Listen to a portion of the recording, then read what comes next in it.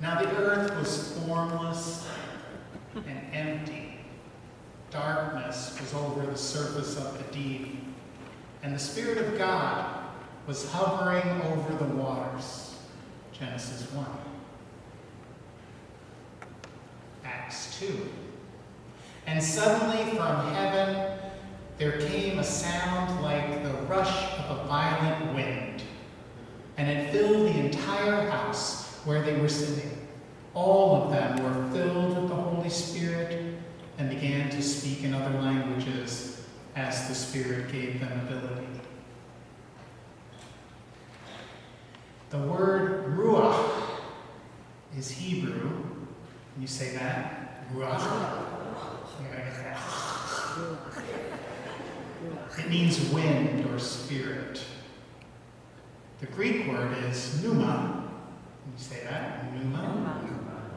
So now you're fluent in Hebrew and Greek. Pneuma also, wind and spirit. Both can be very powerful. Do you like hearing stories of the olden days? I love hearing those stories. I used to sit with my grandmothers and listen to their stories of the olden days. I heard lots of stories from my Grandma Woodward because she lived to be 101. She was a stubborn woman. We used to tell her that's why she lived so long, that she was too stubborn to die. And that she was too stubborn and God was not ready for her yet.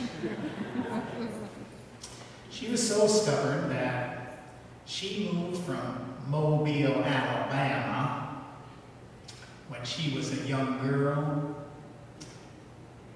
and she moved to Chicago, Illinois. She had a southern accent till the day she died. She told me once she was downtown Chicago, and it was so windy.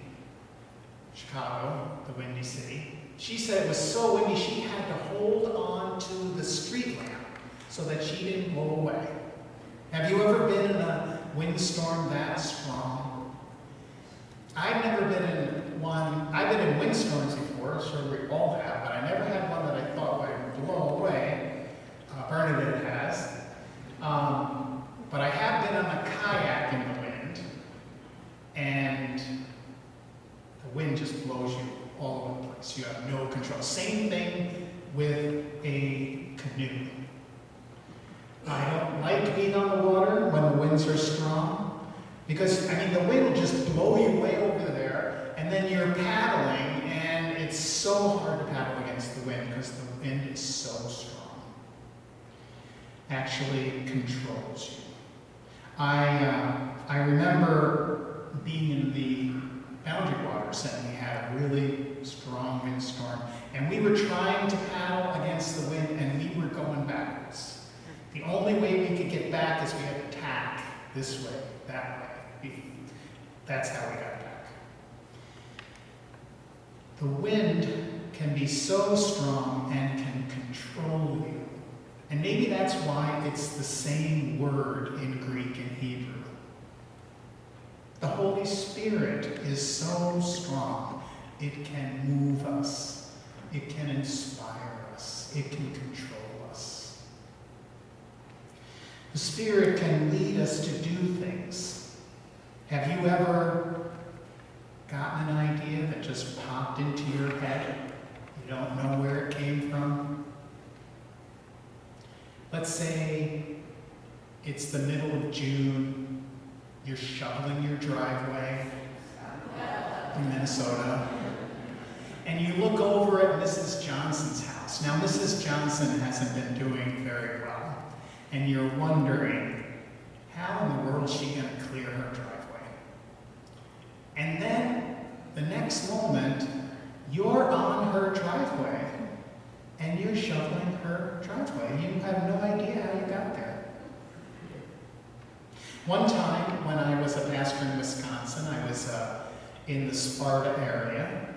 And in Sparta, I used to visit some of the shut-ins, the nursing homes and stuff. And this one woman, she popped into my head. I used to bring her Holy Communion, and she was one of those people that Holy Communion was so special to her. She felt the presence of God when we had Holy Communion together. She felt that she was connected to the congregation, even though she couldn't go and be in worship all the time, or at all anymore.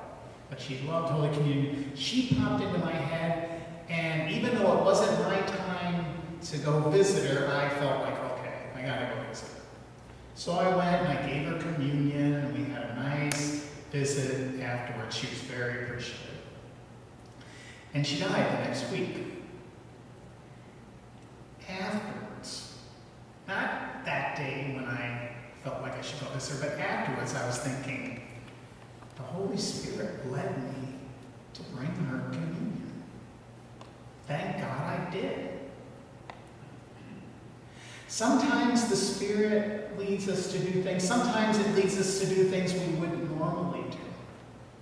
Maybe the Spirit leads you to call an old friend that you haven't seen in ages. Did you know that smartphone that you have, you can actually call people on that? You don't have to just text or message or FaceTime. You can call people. You call this person, and you find out, man, they really needed somebody to talk to, or to listen to them. Maybe the Spirit leads us to change our mind about something or someone. Maybe the Spirit changes someone, and maybe that someone is us. I know the Spirit changed my stubborn old grandma. She grew up in the South. She had certain ideas about black people. And she changed her mind. Well, I think the Spirit changed her mind. She changed her mind about her gay son. You can't teach an old dog new tricks. The Spirit can. And when you get to heaven and you meet my grandmother, don't you dare to tell her that I said old dogs are. Luther said that it is the Spirit that leads us to faith. That without the Spirit's inspiration, there would be no faith. Next time you get an idea that has to do with your relationship with God, or has to do with doing something to help someone else, I'll bet it's the Spirit moving you, inspiring you, leading you. The Spirit is a powerful